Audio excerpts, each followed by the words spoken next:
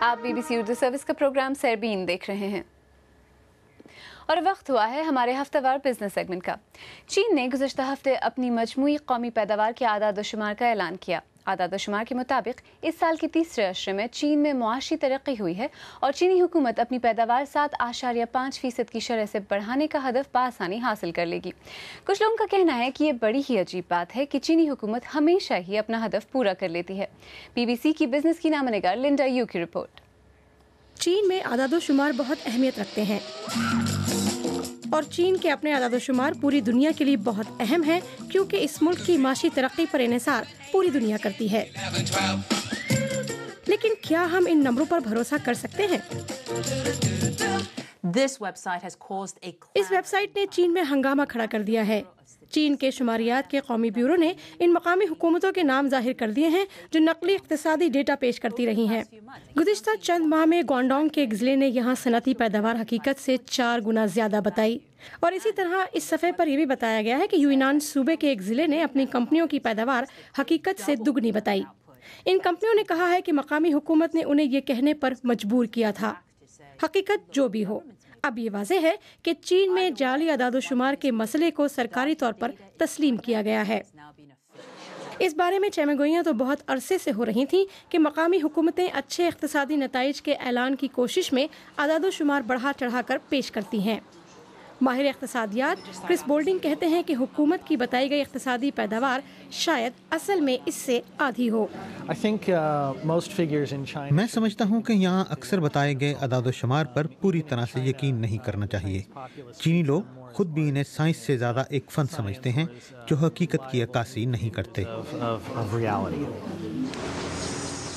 مثال کے طور پر تعمیرات کے بارے میں شماریات اکثر بڑھا چڑھا کر پیش کیے جاتے ہیں، یا پھر پروجیکٹ قرضوں کی مدد سے چلایا جاتا ہے جو بعد میں مسئلہ بن جاتا ہے۔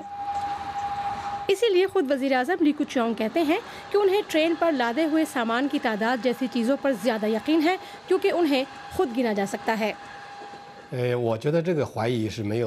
میرے خیال میں ان پر شک کرنے کی کوئی وجہ نہیں۔ چین کے GDP کے اعداد و شمار کافی درست ہوتے ہیں اور وہ چین کی معیشت کی صحیح عکاسی کرتے ہیں۔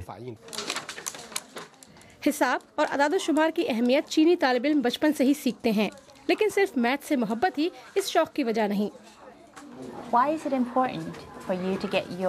آپ کے لیے یہ ضروری کیوں ہے کہ آپ یہ سوال صحیح طرح کریں؟ 8 سالہ ہنگ کا جواب تھا، کیونکہ مجھے اپنی امی سے ڈر لگتا ہے۔ مقامی حکومتیں ڈرتی ہیں کہ اگر انہوں نے اپنے ہدف پورے نہیں کیے تو بیجنگ سے ڈانٹ پڑے گی، لیکن اگر مجموعی قومی پیداوار کے اعداد و شمار درست نہیں تو پھر ہمارے چین کے قرضوں کے بارے میں اندازے بھی غلط ہوں گے، اور یہ بہت ہی بڑی غلطی ہوگی۔ بہت سے فیشن قیمت والوں کے لیے کوئی بھی برانڈڈ ہینڈ بیگ، چاہے وہ شنیل کا ہو، گوچی کا یا لوئی وٹون کا، بہت اہمیت رکھتا ہے، جسے وہ ہر وقت اپنے پاس رکھنا چاہتے ہیں۔ لیکن ہانگ کانگ کے چند ایسے لوگوں کے لیے جنہیں نقد کیش کی اشد ضرورت ہے، یہ بیگ قرضہ حاصل کرنے کا ایک نیا ذریعہ بھی ہے۔ جولیانا لو کی رپورٹ۔ ہانگ کانگ کے اقتصادی شہر کے بیچوں بیچ سازو سامان گروی رکھنے کی یہ روایتی دکان، یہ بے حد آسان طریقہ ہے۔ اگر آپ کو پیسوں کی ضرورت ہے تو آپ اپنا کوئی قیمتی سامان، جیسے میری شادی کی انگوٹھی، گروی رکھیں اور اس کے بدلے میں قرض لے لیں۔ میں اپنی انگوٹھی واپس لے سکتی ہوں اگر میں ایک محدود وقت کے بعد قرض کی رقم سود کے ساتھ واپس کروں۔ زیور کے علاوہ مہنگے گیجٹس اور دوسری بیش قیمتی چیزیں بھی یہاں گروی رکھی جاتی ہیں۔ لیکن اب ہانگ کانگ میں فیشن کے شوقین کچھ اور چیزیں بھی گروی رکھ رہے ہیں، اور وہ ہیں یہ مہنگے ڈیزائنرز بیگ۔ اس ایک بیگ کی قیمت کسی بھی عام مڈل کلاس خاندان کی ایک ماہ کی تنخواہ کے برابر ہے۔ لال چمڑے کا برکن کا یہ بیگ بینسن چون نے گروی رکھا ہے، جنہوں نے کیمرے کے سامنے آنے سے انکار کر دیا۔ وہ پراپرٹی انڈسٹری میں کام کرتے ہیں، جو کہ گزشتہ کچھ سالوں میں معاشی سست روی کا شکار ہے۔ تھوڑی تفتیش کے بعد مسٹر چون کو بیگ کے بدلے $13,000 کا چیک مل گیا۔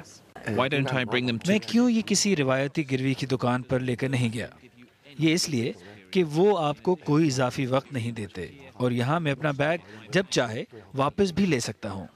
برون ای اس ہینڈ بیگز گروی رکھنے والی دکان کے مالک ہیں، اور ساتھ ہی ان بیگز کو فروخت کرنے کا بھی بزنس کرتے ہیں۔ यहाँ हमारे पास मर्द और औरतें दोनों अपने बैग गिरवी रखवाने के लिए आते हैं। हर बैग दसियों हजार डॉलर तक का होता है। कई लोग हमारे पास बहुत से बैग लाए ताकि वो कसी रकम हासिल कर सकें। हम अपने ग्राहकों को फौरी रकम दे सकते हैं।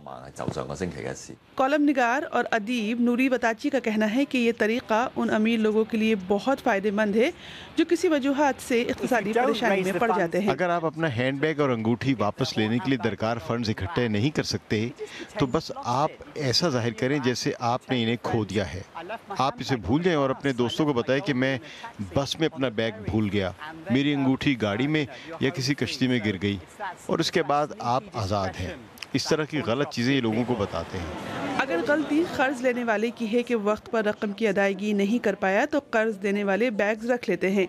न कोई क्रेडिट रिपोर्ट, न कर्ज का कोई रिकॉर्ड। कर्ज लेने का ये नया तरीका इस शहर में मकबूल हो रहा है जहां फैशन और रिवायती मईशत का मिलाप देखा जाता है। बुध के रोज़ सेरबीन में खुसूसी तौर पर जायज़ा लेंगे पाकिस्तानी वज़ीर आज़म नवाज शरीफ के दौरे अमरीका और सदर बराक ओबामा से मुलाकात की कामयाबी या नाकामी का। और हाँ, आप हमारे ट्विटर हैंडल और फेसबुक के ज़रिए भी अपने ख़यालात हम तक पहुँचा सकते हैं। सेरबीन के इख्तिताम पर अब आलिया नाज़ की को इजाज़त दीजिए।